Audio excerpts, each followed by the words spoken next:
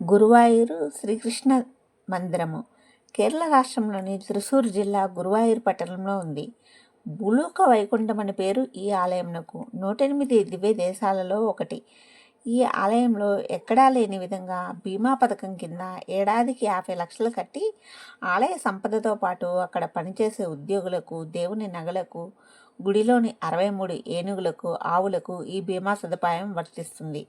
గురువాయూరు మహత్యం గురించి ఒక కథ ప్రచారంలో ఉంది.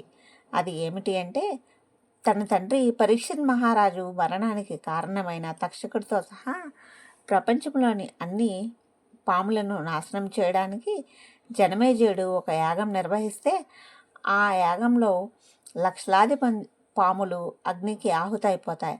అయితే తక్షకుడిని చంపడానికి ముందే అస్తిక అనే బ్రాహ్మణుడు యాగాన్ని ఆపుతారు. లక్షలాది పాముల మరణానికి కారణమైన జనమేజయుడు, అతను కుష్టి వ్యాధితో బాధపడుతూ ఉంటారు. ఆ వ్యాధిని నయం చేసుకోవాలి ఎలా అని అతను ఆలోచిస్తూ ఉండగా, ఒకరోజు ఆత్రేయ మహర్షి జనమేజయుని ముందుకు వచ్చి గురువాయూరులో కృష్ణుని ఆశ్రయించమని చెప్తారు. అప్పుడు గురువాయూరు వచ్చి జనమేజయుడు 10 నెలలు ఉండి కృష్ణుని పూజించి సంపూర్ణ ఆరోగ్యంతో తిరిగి తన రాజ్యానికి వెళ్తాడు.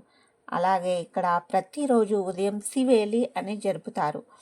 అంటే ఏనుగు మీద కృష్ణుడి విగ్రహాన్ని పెట్టి ప్రతిరోజు ఉదయము, మధ్యాహ్నం, సాయంత్రం 3 సార్లు గుడి చుట్టూ 3 ప్రదక్షిణలు చేస్తారు ఏనుగుతో. అది చూడడానికి చాలా బాగుంటుంది. మేము అనుకోకుండా ముందు రోజు రాత్రి వెళ్తే మాకు దర్శనం అవ్వలేదు. 1000 రూపాయల టికెట్కి కొంతమంది కవ్వింది, మాకు టికెట్స్ దొరకలేదు. మేము తెల్లవారుజామున వెళ్ళాము.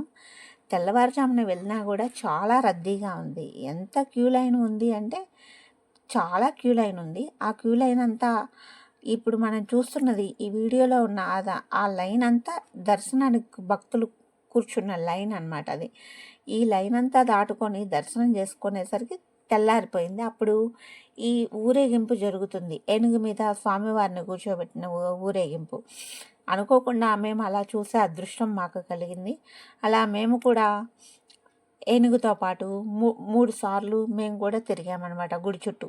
అది చాలా బాగుంది అనిపించింది. ఆలయానికి ఉత్తరం వైపున రుద్రతీర్థం ఉంది. వేల సంవత్సరాల నుంచి శివుడు ఈ చెరువును దక్షిణ ఒడ్డున స్నానం చేసేవారని, శివునికి రుద్ర అనే పేరు ఉంది కాబట్టి ఈ చెరువుకు రుద్రతీర్థం అని పేరు వచ్చింది. ఈ ఆలయం మొత్తం చాలా పెద్ద ప్రాంగణంలో బయట ఎంట్రన్స్లో తులాభారం కూడా ఉంది. ఇక్కడ